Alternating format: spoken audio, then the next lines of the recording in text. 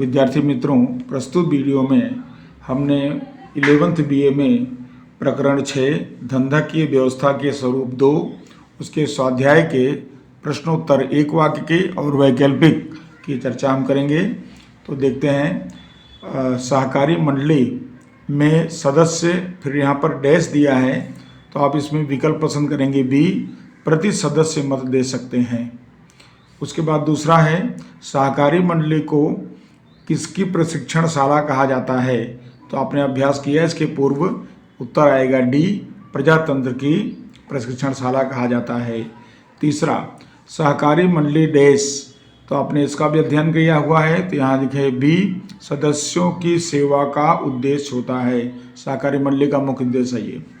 उसके बाद आता है, सहकारी मंडली की स्थापना के लिए कम से कम कितने व्यक्ति होने चाहिए? तो इसका उत्तर आएगा ए, 10 व्यक्ति। सदस्यों के आर्थिक उत्कर्ष के लिए सेवा को प्रधानता देती है, तो वो कौन सी है? सहकारी मंडली है, आएगा इसका सही विकल्प डी। सहकारी मंडली डिविडेंड डैश, तो यहाँ पर आप बताएंगे सी, नियम के अधीन रहकर चुका सकती है। सहकारी मंडली को डिविडेंड चुकाना हो तो नियम के अधीन रहकर चुका सकती है।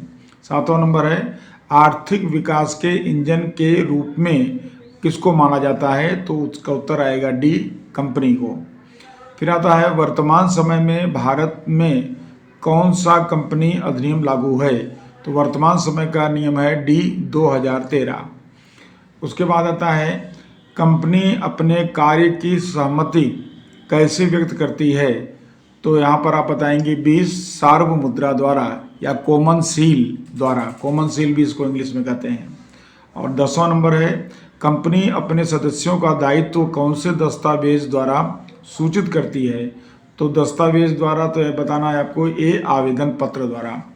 और इसके बाद है आपका 11वां नंबर का प्रश्न, और इसमें देखिए आप 11वें नंबर में, कंपनी का स्वरूप का महत्वपूर्ण लक्षण कौन सा है?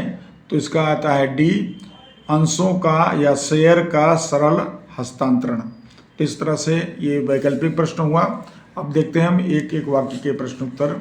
तो पहला नंबर की, सहकारी मंडली का अर्थ बताइए। तो यहाँ हमने तैयार किया हुआ है और आप भी पहले पढ़ चुके हैं, इसको खाली देख लीजिए कि समान आर्थिक हित और हेतु सिद्ध करने के लिए समानता के स्तर पर स्वैच्छिक रूप से एकत्र हुए व्यक्तियों के संगठन को सहकारी मंडली कहा जाता है, या अर्थात सहकारी मंडली होता है। तो इस तरह सहकारी मंडली की व्याख्या आप इस तरह से दे सकते हैं। प्रश्न नंबर 2 देखिए, दूसरा है, सहकारी मंडली में व्यक्ति किस लिए शामिल होते हैं? तो यहाँ पर उत्तर इसका बनेगा कि सहकारी मंडली में व्यक्ति अपने आर्थिक हित के संवर्धन हेतु, दूसरा नंबर है, अपने आर्थिक हित के संवर्धन हेतु व्यक्ति सहकारी मंडली में जुड़ते हैं या शामिल होते हैं। उसके बाद आता है प्रश्न नंबर 3, और प्रश्न नंबर 3 में आप देखेंगे तो सहकारी मंडली को कानूनन अलग अस्तित्व कब प्राप्त होता है?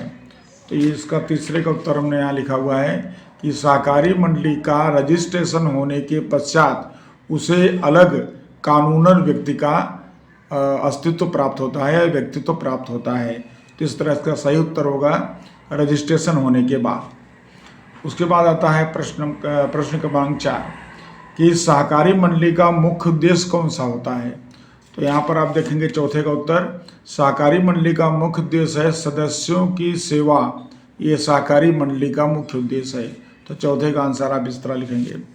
5वां नंबर इसके बाद उत्तर आता है कि किस प्रकार की सहकारी मंडली उसके सदस्यों को दैनिक उपयोग की वस्तुएं उचित मूल्य पर उपलब्ध कराती है? तो इसका सही आंसर अपने लिखेंगे कि 5वां नंबर का, ग्राहकों की सहकारी मंडली, कौन सी? ग्राहकों की सहकारी मंडली उसके सदस्यों को दैनिक उपयोग की वस्तुएं उचित मूल्य पर उपलब्ध कराती है। तो इसका उत्तर है ग्राहकों की सहकारी मंडली। अब आता है प्रश्न क्रमांक 6। प्रश्न क्रमांक 6 में पूछा गया है कि सहकारी मंडली में प्रति सदस्य एक मत अर्थात क्या?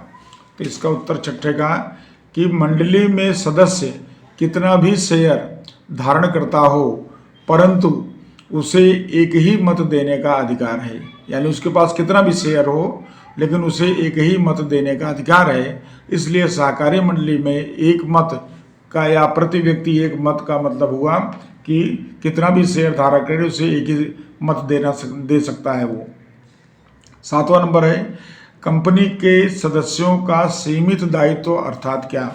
अब यहाँ पर सीमित दायित्व की व्याख्या देखिए, तो यहाँ पर 7वां उत्तर है शेयर से मर्यादित दायित्व वाली कंपनी में सदस्यों का दायित्व उनके द्वारा धारण किए गए शेयर की कीमत जितनी होती है, इसलिए उसे हम कहते हैं कि मर्यादित दायित्व वाली के सदस्यों की कंपनी।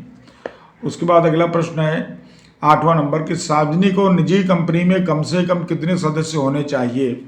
तो इसका उत्तर देखिए कि सार्वजनिक कंपनी में कम से कम 7 सदस्य होने चाहिए तथा निजी कंपनी में कम से कम 2 सदस्य होने चाहिए। तो सदस्यों की संख्या में सार्वजनिक में 7 और निजी में 2 आपको बताना है। उसके बाद आपका प्रश्न नंबर आता है 9, कंपनी को आर्थिक विकास का इंजन क्यों कहा जाता है। तो इसके लिए उत्तर देखिए कि कंपनी बड़े पैमाने पर खरीद बिक्री, उत्पादन, विशाल पूंजी कोष, आधुनिक यंत्र, जानकारों की सेवा, संशोधन इत्यादि के कारण कम खर्च पर बड़े पैमाने पर उत्पादन का लाभ प्राप्त करती है। इस वजह से कंपनी को विकास का इंजन कहा जा सकता है। तो यानी कि जितने भी सहकारी मंडली, एकाकी व्यापारी, साझेदारी, उन सबसे ज़्यादा बड़े पैमाने पर उत्पादन का लाभ प्राप्त करती है, इसलिए सहकारी इसको कंपनी को जो है वो आर्थिक विकास का इंजन कहा जाता है। फिर प्रश्न क्रमांक 10 है कंपनी एक व्यक्ति की कंपनी अर्थात क्या।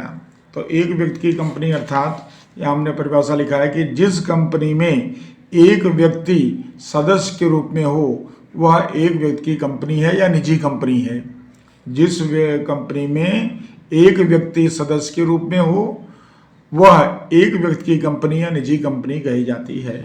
और अंतिम आपका प्रश्न है 11वां नंबर का कि सेबी का पूर्ण स्वरूप बताइए। तो सेबी का फुल फॉर्म लिखना है आपको। तो यहाँ देखिए आप सेबी, तो यहाँ पर securities and exchange board of India.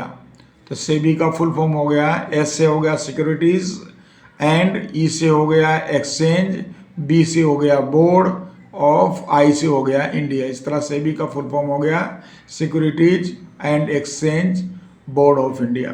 तो इस तरह से आपका एक वाक्य प्रश्न यहाँ पूरा होता है।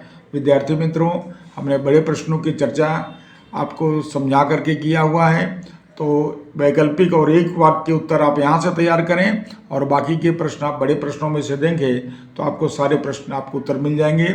और इस तरह हमारा आज का ये चैप्टर नंबर 6 पूरा होता है और अगले वीडियो में चैप्टर नंबर 7 के साथ फिर से मिलेंगे। नमस्कार।